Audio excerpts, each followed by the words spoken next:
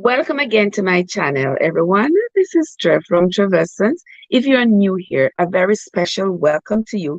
And if you are a returning traveler, I want to say thank you for your continued support. Now, guys, we have been reading the Bible from the beginning. We are now at the book of Leviticus. And last week we went over a few chapters in which we learned quite a few things. We are going to continue reading the Bible from chapter to chapter and learning exactly what it says rather than being told what it says. Now today we are going to continue the reading and we are now at chapter 19. Follow me, guys. And the Lord spake unto Moses, saying, Speak unto all the congregation of the children of Israel, and say unto them, He shall be holy, for I, the Lord your God, am holy. Ye shall fear every man his mother and his father, and keep my Sabbaths. I am the Lord your God. Turn ye not unto idols, nor make to yourselves molten gods. I am the Lord your God. And if ye offer a sacrifice of peace offering unto the Lord, ye shall offer it at your own will. It shall be eaten the same day ye offer it, and on the morrow, and if aught remain until the third day, it shall be burnt in fire. Now you hear that, guys? If you offer a peace offering, you do it of your own free will, and you eat it on the same day. If any of it be left for the next day or the day after, it shall be burnt in fire. These days we are not doing offerings. We're not doing burnt offerings and peace offerings and offering goats and cows and that sort of thing. We're not doing that in today's society. But let's continue. And if it be eaten at all on the third day, it is abominable. It shall not be accepted. Therefore, every man that eateth it shall bear his iniquity, because he hath profaned the hallowed thing of the Lord, and that soul shall be cut off from among his people. And when he reap the harvest of your land, thou shalt not wholly reap the corners of thy field, neither shalt thou gather the gleanings of thy harvest. And thou shalt not glean thy vineyard, neither shalt thou gather every grape of thy vineyard. Thou shalt leave them for the poor and stranger. I am the Lord your God. You hear that, guys? So when you reap from your field, you shouldn't strip everything off the vine. You shouldn't reap everything. Leave some for the poor and for a stranger who might be passing by and need something to eat. He shall not steal, neither deal falsely, neither lie one to another. And he shall not swear by my name falsely, neither shalt thou profane the name of thy God. I am the Lord. Thou shalt not defraud thy neighbor, neither rob him. The wages of him that is hired shall not abide with thee all night until the morning. The wages, I'm reading that again. The wages of him that is hired shall not abide with thee at night until the morning. Thou shalt not curse the deaf, nor put a stumbling block before the blind, but shalt fear thy God. I am the Lord. You hear that, guys? You shall not mock somebody who has a disability, somebody who is blind. Do not put a rock in before them who know they cannot see. We need to look out for each other, take care of each other. In whatever decisions we make it to accommodate those among us who have disabilities. Guys, I hear people say all that, I don't believe in the Bible. Listen, let me tell you all this. You don't want to believe in the Bible.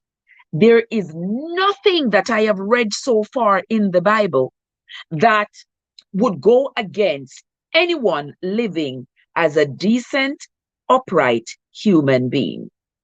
So it's not about whether or not you believe. the teachings that I see here, none of it goes against living up to being a good, decent neighbor, friend, parent, child, or just a human being in general. Let us continue into verse 15. He shall do no unrighteousness in judgment. Thou shalt not respect the person of the poor, nor honor the person of the mighty. But in righteousness shalt thou judge thy neighbor. That means no man is better than the other.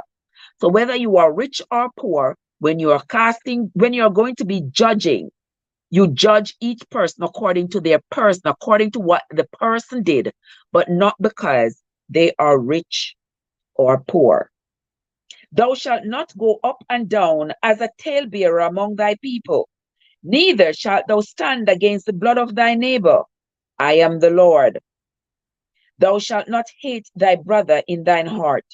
Thou shalt in any wise rebuke thy neighbor, and not suffer sin upon him. Thou shalt not avenge, nor bear any grudge against the children of thy people, but thou shalt love thy neighbor as thyself. I am the Lord. He shall keep my statutes. Thou shalt not let thy cattle gender with a diverse kind. Thou shalt not sow thy field with mingled seeds. Neither shall a garment mingled of linen and woolen come unto thee. This is some strong stuff here. So you shouldn't crossbreed animals. You shouldn't mingle the seeds of your garden. So if you are sowing seed, I interpret that to mean that if you mingle the seeds, then whatever it is that is going to come up. For example, if you sow carrot seeds and pumpkin seeds in the same garden, the pumpkin is going to come up and choke out the carrots. So that's a wise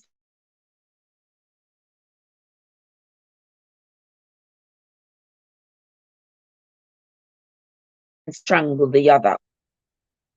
He says here, you shouldn't mingle linen and wool together.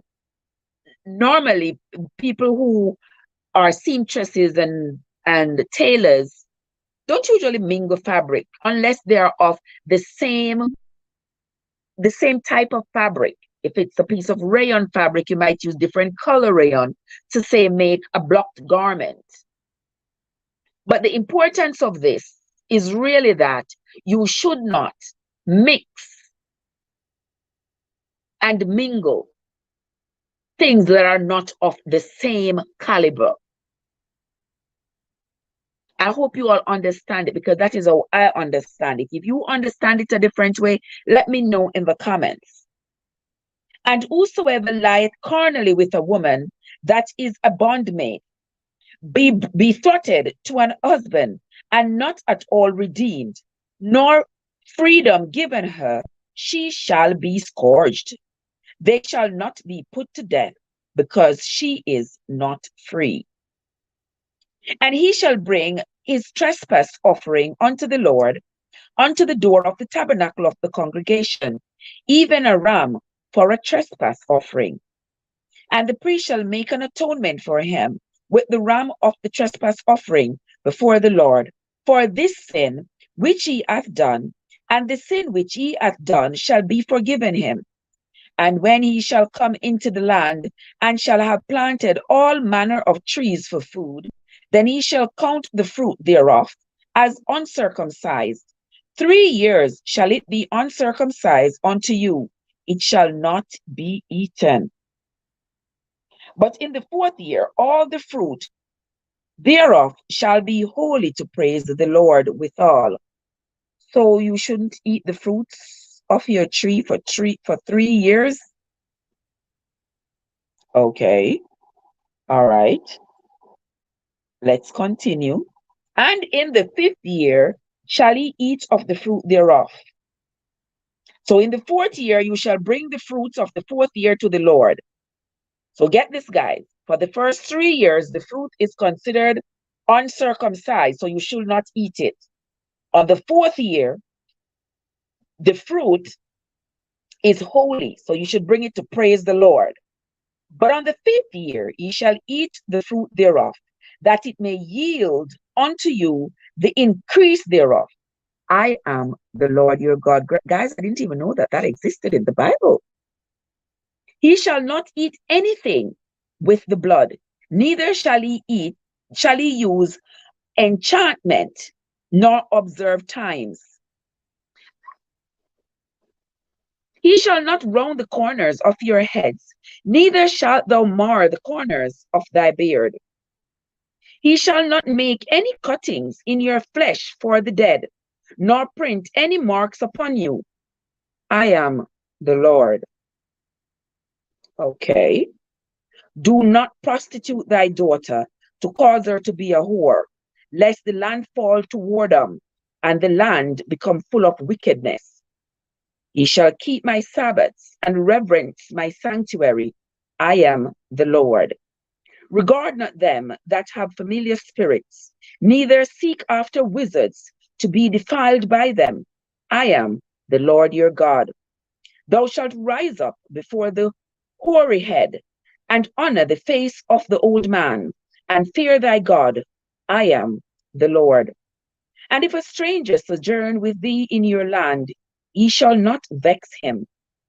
But the stranger that dwelleth with you shall be unto you as one born among you, and thou shalt love him as thyself. For ye were strangers in the land of Egypt. I am the Lord your God. He shall do no unrighteousness in judgment, in metayard, in weight, or in measure. Just balances, just weights, a just ephah, and a just hin shall ye have. I am the Lord your God, which brought you out of the land of Egypt. Therefore shall ye observe all my statutes and all my judgments, and do them. I am the Lord. That's the end of chapter 19. We're going to move right on into chapter 20.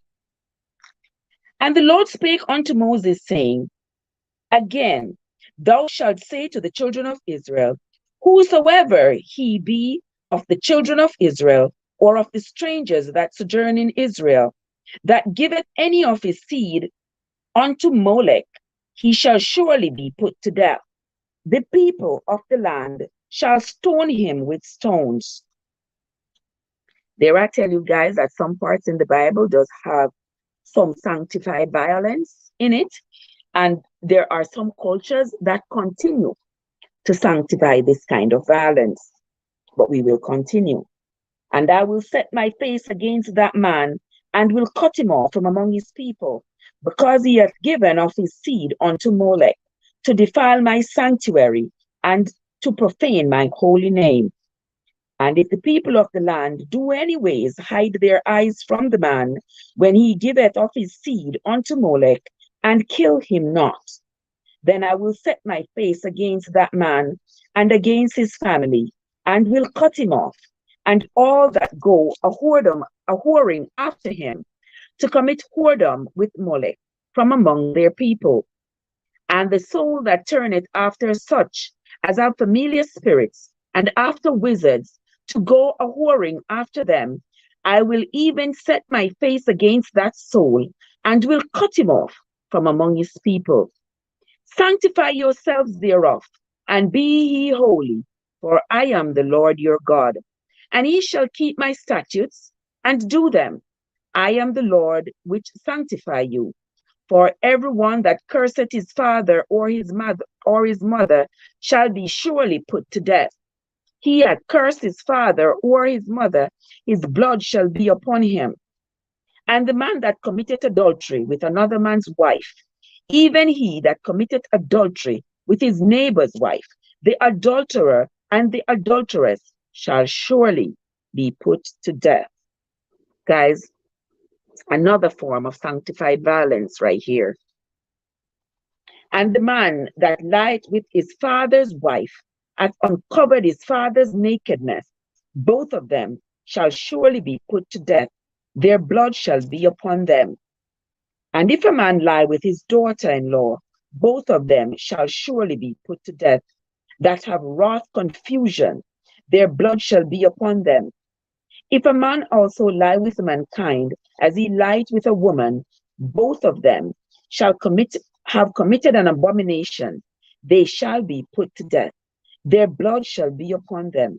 And if a man like and if a man take a wife and her mother, it is wickedness. They shall be burnt with fire, both he and they, that there be no wickedness among you.